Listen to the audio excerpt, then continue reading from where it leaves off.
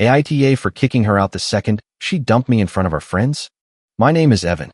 I'm 31, male, and I live in Portland, Oregon, in a one-bedroom apartment in Buckman that always smells faintly like rain, coffee, and the basil plant I keep trying not to kill on my kitchen windowsill. I work nights as a dispatcher for a roadside assistance company, which means I spend most of my shift talking to stranded people who are cold, angry, scared, or all three. I'm used to staying calm while someone panics in my ear. I just never thought I would need that skill most with Lila. Lila was my girlfriend for almost 4 years. When we met, she was 25, working as a junior marketing coordinator at a boutique design agency, the kind of place with exposed brick walls, overpriced cold brew, and people who used words like visual storytelling without blinking. She was smart, funny, quick with a comeback, and she had this way of making ordinary things feel planned and beautiful. A walk to get coffee turned into a rainy Sunday ritual. Takeout on the floor became our tiny apartment picnic. A cheap bookshelf from a thrift store was suddenly a found piece. I love that about her. In the beginning, she made me feel like my quiet life had color in it. I had been doing the same things for years, working nights, sleeping weird hours, buying groceries at Trader Joe's with one earbud in, paying bills on time, and calling my sister Nora every Sunday. Then Lila showed up with red lipstick, half-finished sketchbooks, and strong opinions about lamp placement. She moved into my apartment after about 14 months. Technically, it was my apartment first. I had qualified for the lease with my income and credit. Her name was added later as an approved occupant when she moved in, but I paid the larger share because I made more and because her job, according to her, was emotionally demanding in ways money doesn't reflect. At first, I didn't mind. I wanted to build something with her. If that meant I paid 65% of the rent and covered utilities when she had a tight month, I told myself that was partnership. The apartment was small but comfortable. We had 2 rain jackets hanging by the door most of the year, a basket of wet shoes under the little bench in the entryway, and a kitchen table that doubled as a bill station, laundry folding surface, and place where Lila set her laptop when she wanted to complain about work. There were always takeout containers in the recycling bin, usually Thai or burritos, and half-finished cups of coffee on every flat surface. For a while, I thought that was intimacy. Then, slowly, it turned into management. I don't mean Lila woke up one day and became cruel. It was quieter than that. It started with small corrections. You're using that tone again. I can't talk to you when your energy is like this. You're making me responsible for your emotions. Sometimes I would say something simple like, hey, I felt kind of embarrassed when you joked about me being boring in front of your coworkers, and she would close her eyes like she was trying to remain patient with a difficult child. Evan, she would say softly, I need you to understand that not every uncomfortable feeling means someone harmed you. That sounded reasonable enough that I would back down. Another time, after she spent an entire brunch telling our friends that I slept until noon because I was basically part raccoon, I told her on the walk home that it bothered me. It was raining, the kind of Portland rain that feels like mist until you realize your socks are wet. And she stopped under the awning of a closed bookstore. I'm allowed to have humor in my relationship, she said. You don't get to police how I express myself. I'm not policing you, I said.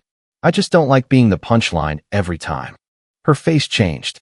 Not dramatically, just enough. This doesn't feel like a safe conversation, she said. And that was it. Conversation over. If I continued, I was unsafe. If I walked away, I was avoidant. If I apologized, we could go home. So I apologized. That became a habit. I apologized when she snapped at me after a bad meeting. I apologized when I asked why she had been texting during dinner. I apologized when I was too tired after a night shift to drive her to a last-minute work thing. I apologized when I forgot to buy oat milk, even though I had worked 11 hours and she had passed the grocery store twice that day. I became very good at making peace. The problem was, peace only lasted until Lila needed something to be my fault again. My schedule made it easy for her. I worked from 8 p.m. to 4 a.m., sometimes later if calls stacked up. I would come home while the city was quiet, wet streets shining under streetlights, food carts closed, apartment windows glowing blue from televisions left on too late. I'd kick off my shoes, hang my damp jacket on the back of a kitchen chair, and try not to wake her. Then, at 9 a.m., her alarm would go off. If she was in a good mood, She'd kiss my forehead and whisper, "Go back to sleep, dispatcher boy."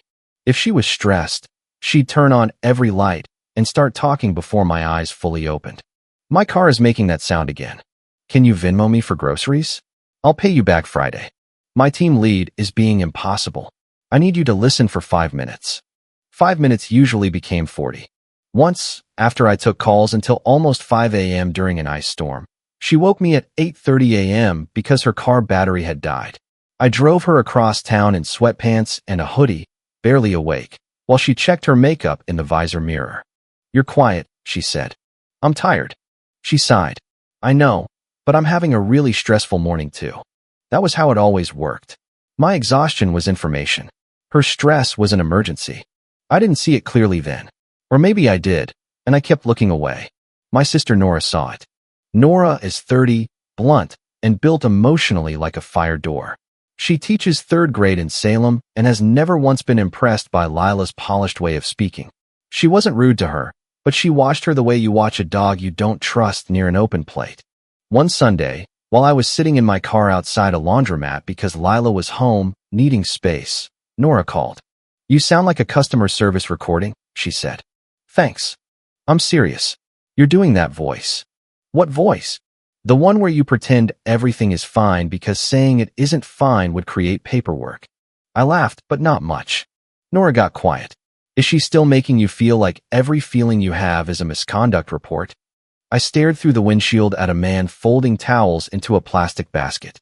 "She's under a lot of pressure," I said. "Evan." "What?" "You are not a mattress. People don't get to collapse on you every day and then call you uncomfortable." That stuck with me, even though I didn't admit it. My best friend Caleb noticed too, but he came at it differently. Caleb and I had known each other since community college. He was the kind of guy who could make friends with a parking enforcement officer while getting a ticket. He had been through his own messy relationship a few years earlier, and because of that, he had developed a very specific kind of patience for men who were pretending they weren't being slowly worn down.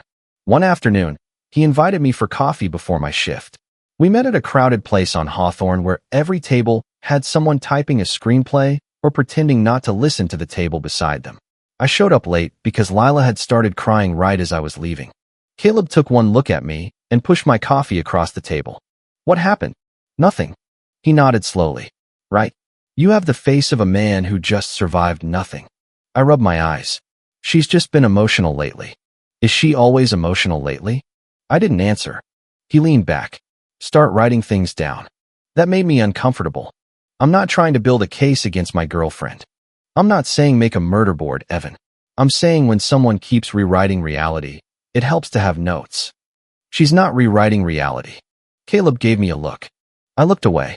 At that point, I still believed the relationship could be fixed if I found the right combination of patience, phrasing, and timing. I thought maybe if I brought things up gently enough, Lila would understand. If I did more around the apartment, she'd feel less overwhelmed. If I gave her space, she'd stop saying I was clingy. If I showed up more, she'd stop saying I was distant. It did not occur to me that she needed me confused. The first real crack happened on a Thursday night in February. My shift was slow because the weather was clear for once. Around 1:30 a.m., our supervisor let 2 of us go home early. I stopped for gas, then grabbed a breakfast sandwich from a 24-hour place because my schedule had destroyed all normal meal categories. When I got home, the apartment lights were still on. That wasn't unusual. Lila often stayed up late scrolling or working on presentations. I unlocked the door quietly, stepped inside, and heard her laughing. Not a small laugh. A bright, relaxed laugh. The kind I hadn't heard from her in weeks. She was in the living room on a video call, curled under the throw blanket I bought her for Christmas, laptop balanced on her knees. I could see the side of her face from the hallway. She didn't notice me at first. Marco's voice came through the speaker. Marco was her coworker. 33, charming in that polished office way, with expensive glasses and a habit of calling everyone brilliant when he wanted something from them. Lila had mentioned him more and more over the past 6 months. At first, casually, then constantly. Marco said something I couldn't make out. Lila laughed again. "No, it's not that simple," she said. "Evan is too fragile to handle honesty. I have to transition out without him falling apart." I stopped moving. My sandwich was still warm in my hand. Marco said, "You really think he'll make it difficult?" Lila sighed, but it sounded practiced. "He makes everything emotional. If I just say I'm done, he'll spiral. I need people to understand what I've been dealing with first." I stood there in my own entryway, rain jacket half off one shoulder, feeling like I had accidentally walked into a meeting about my life where I had not been invited. Marco said, "You deserve a clean break." "I know," she said softly. "I just wish he could be mature about it." I backed into the kitchen before she saw me. My heart was beating hard, but I didn't burst in. I didn't shout. I didn't throw the sandwich against the wall, although for about 3 seconds that seemed like a very satisfying option. Instead, I put it on the counter and took off my shoes. The floor creaked. Lila's voice stopped. A second later, she appeared in the kitchen doorway with her laptop closed against her chest. "You're home," she said. "Slow night." She looked at my face. "How long have you been standing there?" "Long enough." Her expression tightened. I expected guilt, maybe panic, maybe at least embarrassment. Instead, she looked offended. "So you were listening to my private conversation?" I stared at her. "I walked into our apartment. That doesn't mean you get to eavesdrop. You were talking about me. I was processing with a friend. You said I was too fragile to handle honesty." She inhaled like she was about to guide me through a breathing exercise neither of us wanted. "This is exactly what I mean," she said. "You're reacting from injury instead of curiosity." I actually laughed. It came out dry and tired. "Curiosity? Yes. You could ask why I feel that way instead of making yourself the victim." I looked at the sandwich on the counter, the paper wrapper already starting to spot with grease. I remember that detail clearly for some reason. Maybe because it was easier to look at than her. "Are you planning to leave me?" I asked. She folded her arms. "I'm not going to have this conversation while you're dysregulated." That word hit me like a door closing. Dysregulated. I had spent my entire night calmly helping a woman in Gresham wait for a tow truck with 2 kids asleep in the back seat of her minivan. I had talked a drunk man out of trying to change a tire on the shoulder of I-5. I had handled panic, anger, confusion, and fear for hours. But in my own kitchen, asking my girlfriend whether she was planning to leave me made me dysregulated. I should have seen it then. Instead, I apologized for listening. After that night, Lila became different in public. Not colder. That would have been easier to explain. She became softer, sadder, more performative. At brunch with our friends, she would touch my arm while barely looking at me.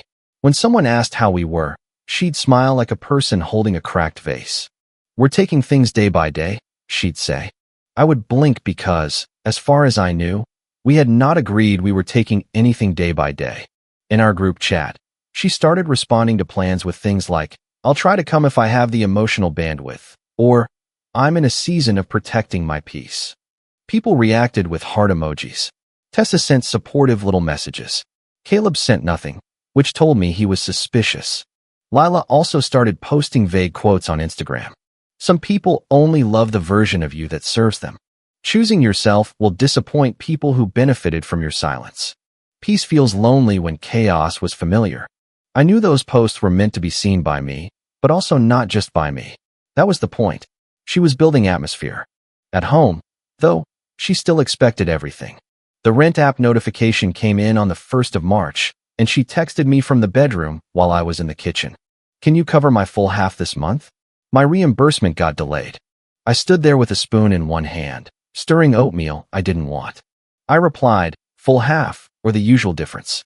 She wrote back, "Please don't make me feel small about money right now." I paid it. 2 days later, her car needed a new battery. She asked if I could help temporarily. I paid for that too. That same week, she stopped sharing her location with me. I only noticed because we had used it for practical reasons for years, mostly grocery runs and late-night safety. When I asked about it, she gave me a look over her laptop. "I'm trying to reclaim some autonomy." "Okay," I said. "You could have just told me. I shouldn't need permission." "I didn't say you needed permission. But your energy says you feel entitled to access." There was that word again. Energy. A word that could mean anything she needed it to mean. I started sleeping worse. Which was impressive, because my sleep was already a crime scene. I would get home at 4:30 a.m., brush my teeth in the dim bathroom light, and lie down beside her while she slept peacefully with her phone face down under her pillow. I would stare at the ceiling and try to remember when the apartment had started feeling like a waiting room. Then came Tessa. Tessa was one of our mutual friends, more Lila's friend originally, but always decent to me. She hated conflict and usually avoided choosing sides with the commitment of a professional diplomat. That was why what she said mattered. It was a Saturday afternoon. Lila was at a work event, and I had gone to pick up a coffee table Caleb was giving away because he and his wife were redecorating. Tessa was there helping them move some things around. I was taping a drawer shut when she came over, twisting the sleeve of her sweater between her fingers. "Hey," she said, "can I ask you something kind of awkward?" "Sure. Do you have somewhere to stay?" I looked at her. "What?" She immediately looked like she regretted speaking. "I'm sorry. I just mean, if things get tense, do you have a place? Like Nora's or Caleb's?" I set the tape down slowly. "Why would I need somewhere to stay?" Her face changed. "Oh," she said. "Tessa." She glanced toward the hallway, where Caleb was arguing with a bookshelf. "Lila made it sound like you two had already talked about separating," she said quietly, "and that you weren't taking it well." I felt something cold move through my chest. "She said that?" Tessa swallowed. "She said you were refusing to leave the apartment." For a second, I genuinely thought I had misunderstood. "The apartment?" "Yeah, my apartment." "I don't know the least details," she said quickly. "I'm not trying to get involved. But you're asking if I have somewhere to stay because Lila told you I'm refusing to leave after a breakup that hasn't happened." Tessa looked miserable. She said she was trying to handle it gently. I nodded, because if I spoke too quickly, my voice would do something I didn't want it to do. Caleb came back carrying a screwdriver and stopped when he saw us. "What happened?" he asked. Tessa's eyes filled with regret. "I think I said something I wasn't supposed to know." Caleb looked at me. I said, "Apparently I'm getting kicked out of my own apartment." He didn't joke. That was how I knew it was bad. I drove home with the coffee table rattling in the back of my car and rain ticking against the windshield. My hands were steady on the wheel. That scared me more than anger would have. When I got to the apartment, Lila still wasn't home. Her damp boots from the day before were by the door. A pile of her laundry sat half-folded on the chair. On the counter were 2 unopened utility envelopes, a grocery receipt, and the shared tablet we used mostly for bills, recipes, and streaming. I wasn't planning to search through her life. I need to say that clearly. I picked up the tablet because I needed the account number for the electric bill.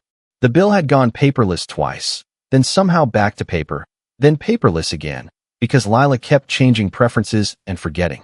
I opened the screen, and it lit up to a message preview. "Marco, just make sure people see it happen. Then he can't twist it later."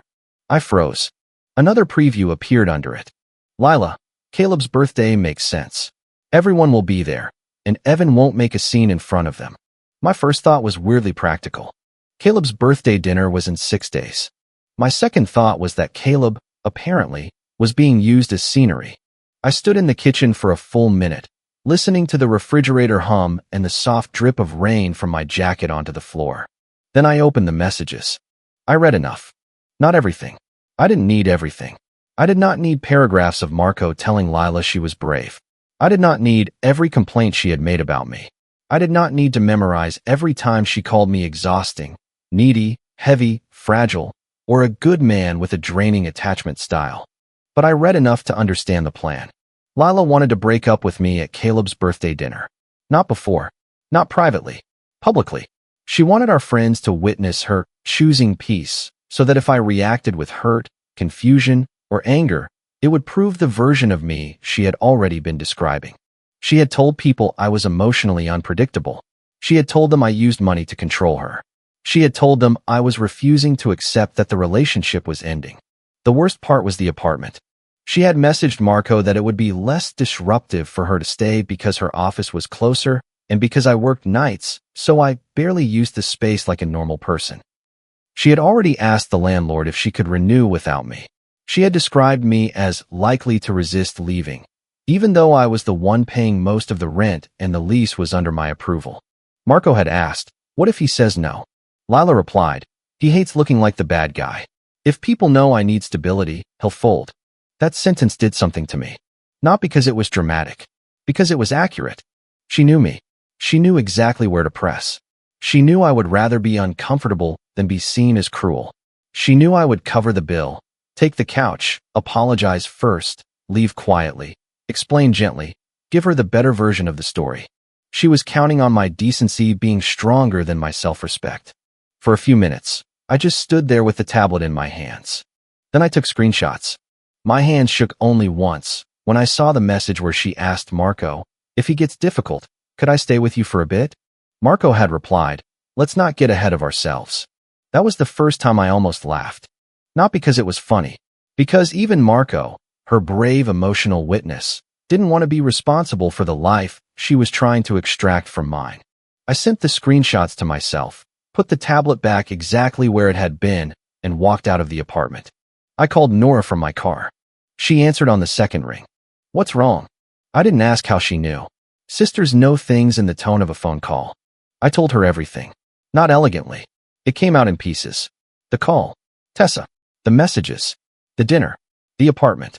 Nora was silent for so long I checked if the call had dropped. Then she said, do not warn her. I wasn't. Evan, listen to me. Do not give her a chance to rewrite this again. I leaned back against the headrest. Rain blurred the windshield until the streetlights looked smeared. I feel sick. Of course you do. Someone you trusted has been treating your life like a PR problem. I don't want some huge scene. You don't have to create one. She already scheduled it. That landed hard. Nora's voice softened, but only slightly. You don't have to win a screaming match. You just have to stop losing quietly. I sat there for a while after we hung up. Then I called Caleb. He picked up with, tell me. So I did. Caleb didn't interrupt. When I finished, he said, I'm going to ask one question, and I need you not to get offended. Okay. Do you have proof? Yes. Good. Keep it boring. Boring is your friend. What does that mean? It means no dramatic confrontation. No late-night argument. No giving her a preview of your hand. Talk to your landlord. Separate your money. Change passwords. Document what you paid. If she wants a stage, make sure you don't show up empty-handed. For the first time in weeks, I felt something other than dread. Not happiness. Not revenge. Control. The next morning, after sleeping maybe 2 hours, I called the property manager. Her name was Denise, and she had been managing our building for years. She liked me because I paid rent early and once helped carry a package upstairs for an older tenant when the elevator was out. Hi, Evan, she said. Everything okay with the unit? Yes. I wanted to confirm something about my lease and renewal options. There was a pause. Paper shuffled. Of course. I asked clear questions. Who was the leaseholder? What would happen if one occupant moved out? Could Lila renew without me? What notice was required? What documentation should be sent? Denise was professional, but I could hear discomfort enter her voice. I'll be honest, she said finally. Lila called last week with some unusual questions. What kind of questions? She asked whether the apartment could be transferred to her if you decided to leave. I have not decided to leave. I understand. I told her any lease changes would require your written consent and income verification. She seemed under the impression you two had already discussed it. I closed my eyes. We have not. Denise's tone became firmer. Then I'm glad you called. By the end of that conversation, I had an email confirming the lease status, renewal terms, and the fact that no transfer could occur without my consent. Denise also attached the form required if an occupant moved out and clarified that I could continue as the leaseholder alone if I qualified, which I did. I printed everything at a FedEx store 2 blocks from my apartment. It felt absurdly old-fashioned, standing under fluorescent lights at 10:18 a.m., printing proof that my own home was mine to decide about. But paper has weight. A phone screen can be argued with. A printed email lands differently. After that, I went to a bank and opened a separate checking account. Lila and I didn't have fully combined finances, thank God, but we had enough shared convenience to make things messy. Rent app, utility autopay, streaming accounts, grocery membership, a shared credit card for household expenses that was technically under my name with her as an authorized user. I removed her from the card. I changed passwords. I switched the electric and internet accounts to new passwords and saved copies of the last 12 months of payments. I downloaded grocery receipts, rent confirmations, and utility statements. Not to punish her. To protect myself from the story she had already started telling. That night, I worked my shift from a 24-hour coffee shop because I couldn't stand being in the apartment. Rain tapped steadily against the windows. College students sat in booths with laptops. A man in a beanie fell asleep over a paperback. I took roadside calls with one earbud in and moved money between accounts during quiet moments. At 3:12 a.m., Lila texted, "Are you coming home tonight?" I stared at it. Then I replied, "After work." She sent back, "We need to be gentle with each other this week." I almost typed, "Is that what we're calling it?" Instead, I wrote, "Sure." The next few days were strange. Once you know someone is performing, everything looks different. Lila made tea and asked if I wanted some, but she didn't wait for the answer before pouring only one cup. She touched my shoulder when passing behind me in the kitchen, not affectionately, but like she was rehearsing warmth. She sighed often. She left her journal open on the coffee table to a page that said, "I can love someone and still leave to save myself." Maybe she meant it. Maybe part of her really did feel trapped. That was the hard thing. Lila wasn't a cartoon villain twirling a mustache. She was a person who believed her own pain mattered so much that everyone else's became supporting evidence. There were moments I almost confronted her. One night, after I came home and found her sitting cross-legged on the couch texting with a little smile, I stood in the doorway and imagined saying, "I know." I imagined her face changing. I imagined the panic, the denial, the crying, the way she would turn the conversation until I was apologizing for how I found out instead of what she had done. So I said nothing. Instead, while she was at work, I started packing. Not everything. That would have tipped her off. I packed things she rarely used. Extra books from the bottom shelf, winter scarves even though it was still cold, the ceramic bowls she bought at a market and never touched, old art supplies, and the decorative pillows she loved arranging but never actually leaned on. I labeled each box neatly. Lila, books and office items. Lila, kitchen items. Lila, winter clothes. The first box hurt. The second hurt less. By the fourth, I was just tired. I found an old photo of us behind a stack of papers. We were sitting on the floor the week she moved in, surrounded by thrift store furniture parts, holding up two Allen wrenches like trophies. She had sauce on her chin from cheap Thai noodles. I looked exhausted and happy. I sat on the floor for a minute, holding that picture. Then I put it in the box. I didn't tear it. I didn't throw it away. I didn't need to make the past ugly to admit the present was. On Wednesday, I met Caleb in his driveway and told him the birthday dinner might become exactly what Lila planned. He looked furious in a quiet way. "She used my birthday? Looks like it." He ran a hand over his face. "I want to cancel." "No. Evan, if you cancel, she'll know someone warned me." "So what do you want me to do? Sit there while she performs?" "Yes," I said. At first. He stared at me. I handed him copies of the lease email and a few screenshots. Not the worst ones. Enough. His jaw tightened as he read. "She told people you were refusing to leave?" "Yeah." He looked up. "You know you don't owe her a graceful exit." "I know." "Do you?" I didn't answer. Caleb folded the papers and handed them back. "Fine. I won't confront her before dinner. But if she uses my birthday as a courtroom, I'm asking questions. That's all I need." The dinner was at a casual restaurant on Division, the kind with exposed wood tables, hanging plants, and a menu that made a burger sound like a graduate thesis. Caleb's wife had reserved a long table near the back. There were 12 of us, including Marco, which I hadn't known until we walked in. Lila had not mentioned inviting him. He was already there when we arrived, wearing a dark green jacket and the careful expression of a man who wanted to look supportive without being directly responsible for anything. Lila squeezed my hand as we approached the table. "For the audience." "Are you okay?" she murmured. I looked at her. "Are you?" Her eyes searched my face for something. Fear, maybe. Suspicion. Then she smiled sadly. "I'm trying to be." She sat beside me. Throughout dinner, she was perfect. Not happy. Not cold. Perfect. She laughed softly at jokes. She asked Caleb about work. She complimented Tessa's earrings.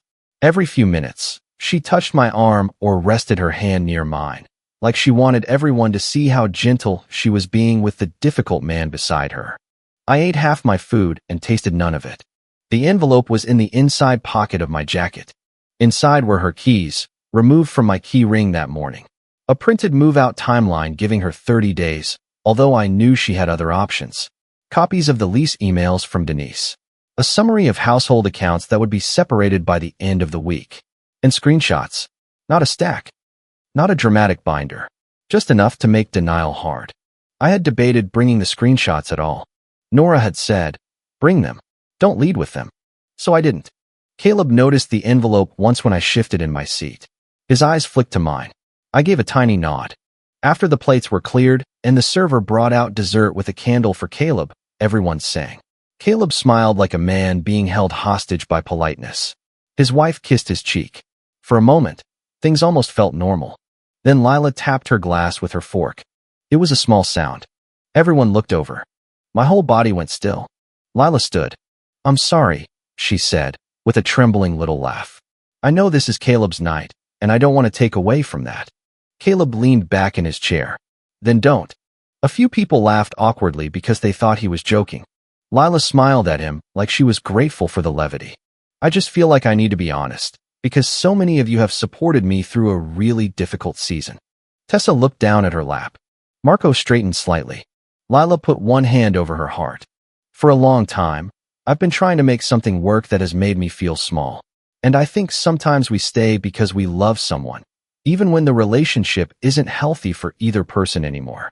The table went silent in that awful way public announcements create, where no one knows whether to look at the speaker or the person being spoken about. I kept my hands folded in my lap. Lila's voice wavered perfectly. So, Evan, I want to say this with compassion and respect. I'm ending our relationship. I'm choosing peace. I hope you can respect my healing and not make this harder than it already is. There it was. The whole performance. The room held its breath. I could feel people watching me, waiting for the version of me they had been prepared to see. The fragile one. The unstable one. The man who would beg, snap, or prove her point. I picked up my napkin, wiped my mouth, and stood. Lila's expression flickered. Not much. Just enough. Thank you, I said. Her lips parted. I reached into my jacket and took out the envelope.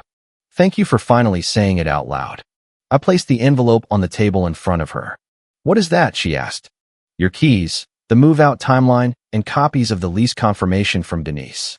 Her face went still. A couple of people shifted in their seats. I kept my voice calm. Not cold. Calm. I agree the relationship is over.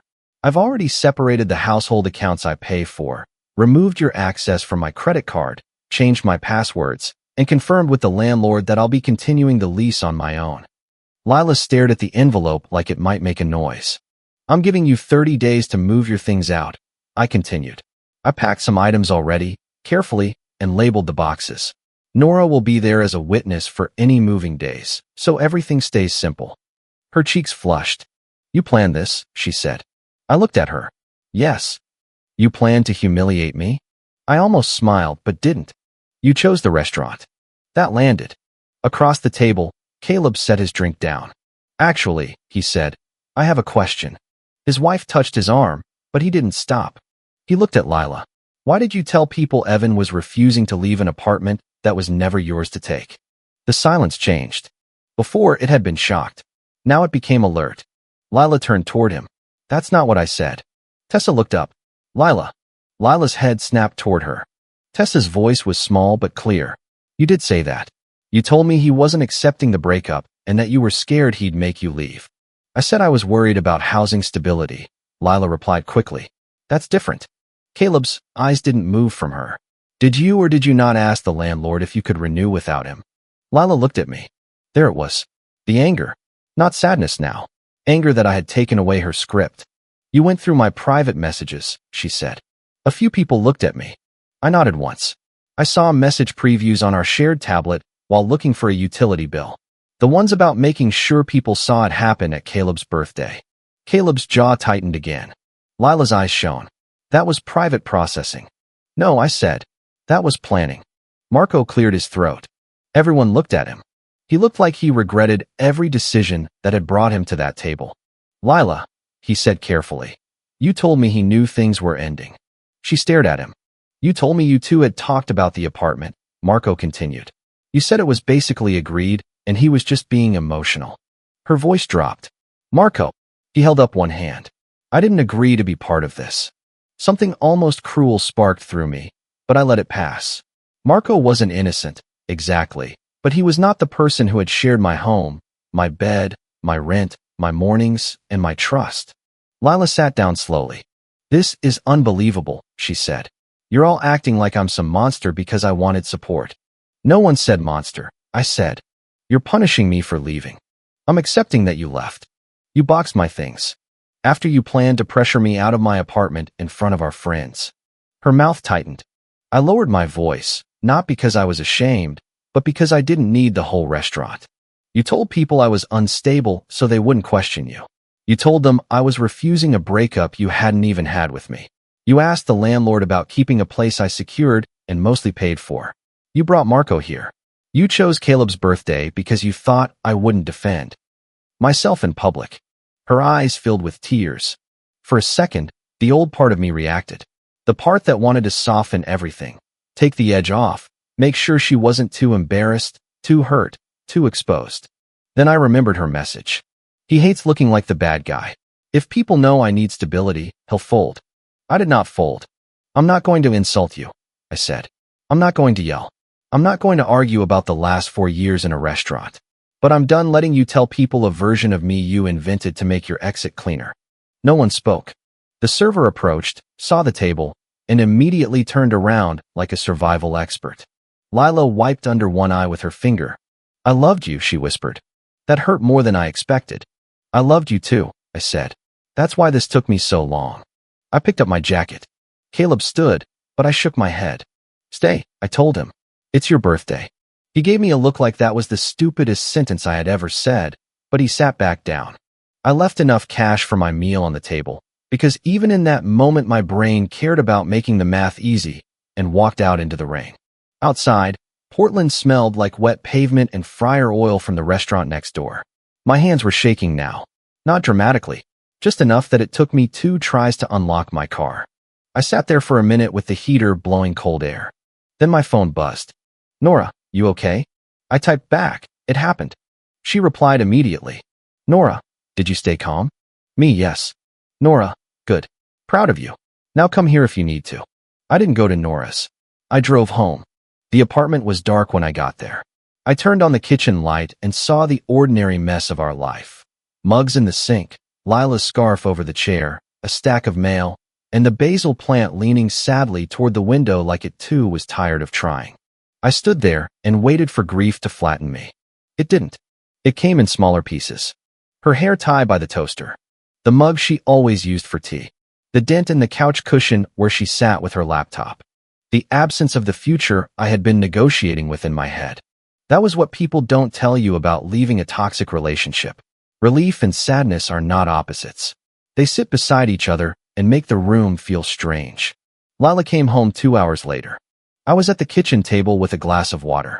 She opened the door quietly, like she wasn't sure whether she still lived there. Her makeup was slightly smudged. She held the envelope in one hand. For a moment, neither of us spoke. Then she said, I can't believe you did that to me. I looked at her, really looked at her. I know. That seemed to confuse her. You embarrassed me in front of everyone. You announced our breakup in front of everyone. I was trying to be honest. No, I said. You were trying to be witnessed. Her face twisted. That is such a cruel interpretation. Maybe. She waited for me to soften. I didn't. She set the envelope on the counter. 30 days is not enough. It is. I can't afford a place that quickly. You have options. So now you don't care what happens to me. There it was again. The hook. The part where my concern became the leash. I took a breath. I care. I'm just not available to be used.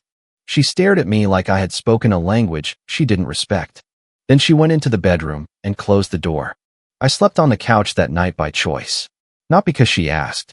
Not because I was punishing myself. Because I wanted a door between us, and the bedroom door was the only one we had. The next 2 weeks were tense, quiet, and practical. Lila tried several approaches. At first, she was furious. Cabinet doors closed harder than necessary. She took calls in the bathroom and spoke in a low, wounded voice.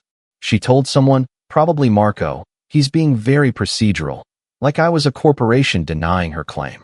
Then she became soft. She made coffee one morning before I went to sleep and set a mug beside me. I don't want us to hate each other, she said. I don't hate you. You're acting like you do. I'm acting like we're separating. Her eyes filled again, but I had learned that tears could be real and still be used. Both things could be true. I didn't mock them. I didn't comfort them either. Then she tried guilt. I gave you 4 years. I was packing a box of her office supplies at the time. I wrapped a ceramic pen holder in newspaper and placed it carefully inside. I gave you 4 years too. That's not fair. No, I said. It wasn't. She stopped talking after that. Nora came up the first moving Saturday. She arrived wearing jeans, boots, and the expression of a woman prepared to supervise a hostage exchange. She brought coffee for me and nothing for Lila, which I noticed and pretended not to. Lila noticed too. Hi, Nora, she said stiffly. Lila. That was all. Nora sat at the kitchen table with a notebook while Lila packed. Not because we expected some dramatic incident, but because I wanted a witness and Nora refused to let me be alone in an apartment full of emotional landmines. The first day, Lila mostly packed clothes, books, and bathroom things.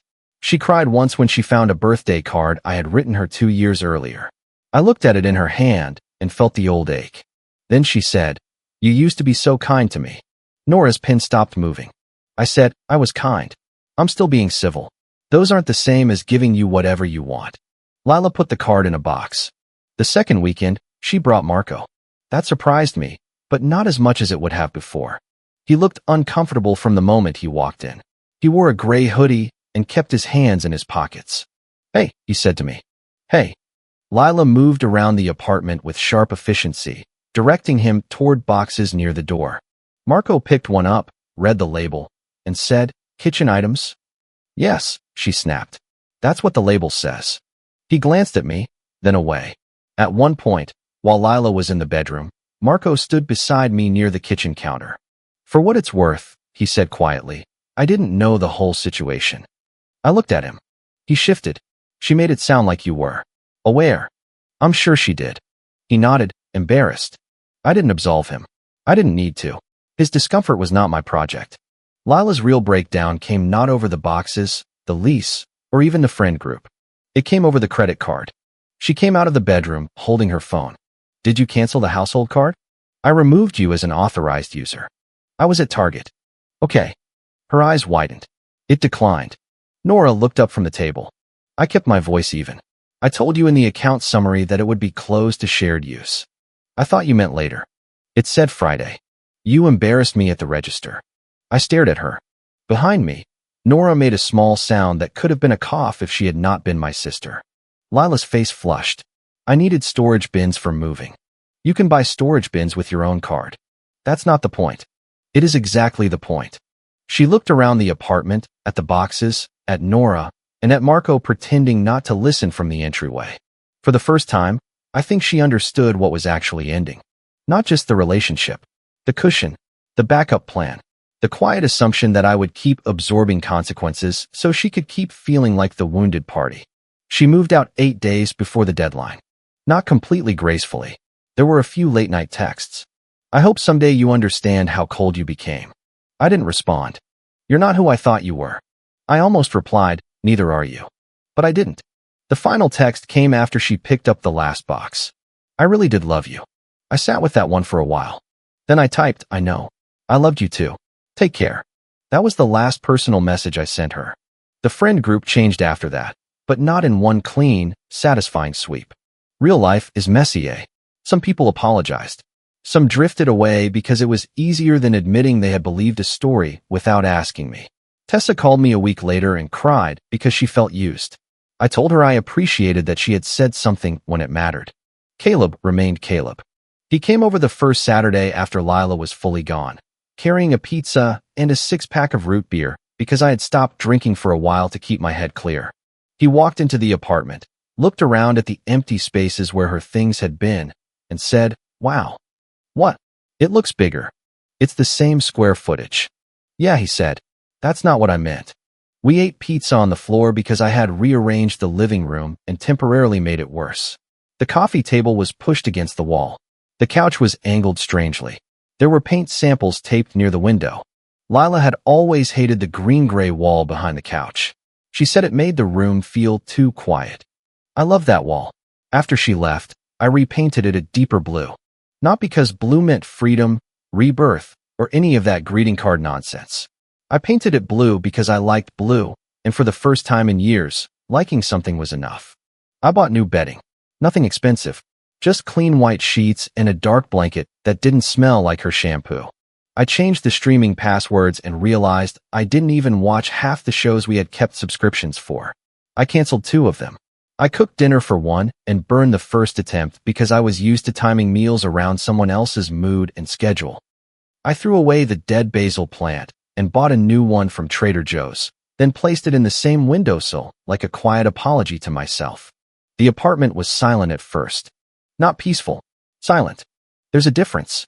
For the first week, I kept checking my phone when I woke up, expecting a message that would tell me what emotional weather I was responsible for that day. There was none. No long text about a dream she had that meant I didn't support her.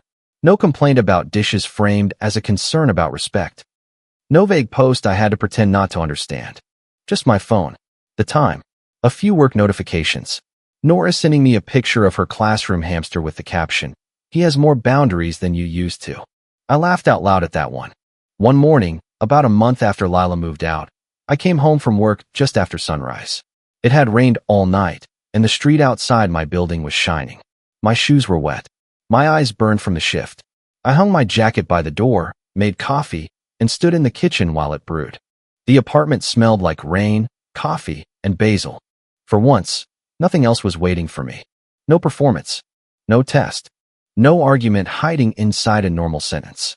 I took my coffee to the window and watched people hurry down the sidewalk with umbrellas, tote bags, and dogs in little raincoats. Portland kept moving in its damp, stubborn way. The breakup hurt. I won't pretend it didn't. Some nights, I missed the woman Lila had been at the beginning, or maybe the version of us I had kept trying to earn back. I missed having someone to text about stupid things. I missed the weight of another person in the bed. I missed believing I was building towards something. But I did not miss shrinking. I did not miss measuring every sentence before I said it. I did not miss paying for peace that never stayed paid for. A few months later, Caleb had another dinner. Smaller this time. Just him, his wife, Tessa, Nora, and me. No speeches. No dramatic announcements. We ate too much pasta at a place with fogged windows, and afterward, we walked outside into light rain. Tessa hugged me before she left. "I'm glad you're okay," she said. I thought about correcting her, because okay felt too simple. Instead, I said, "I'm getting there." Nora walked with me to my car. "You know," she said, "for the record, I never liked her." I gave her a look. "You made that extremely clear." "No, I was polite." "You once told her that emotional intelligence isn't the same as winning arguments with better vocabulary." Nora smiled. That was me being polite. I laughed, and it felt strange in my chest. Unused, but real. When I got home, I left my wet shoes by the door, put my keys in the little bowl on the counter, and stood in the living room for a moment. The blue wall looked good. The new lamp made the room warmer. The basil plant was still alive, which felt like an achievement larger than it should have. I thought losing Lila would mean losing the love of my life. What I actually lost was the job of managing someone else's version of me. And for the first time in years, when I turned off the lights and went to bed, the quiet did not feel like punishment. It felt like the apartment was finally mine. If you liked it, don't forget to leave a comment and support the channel by subscribing.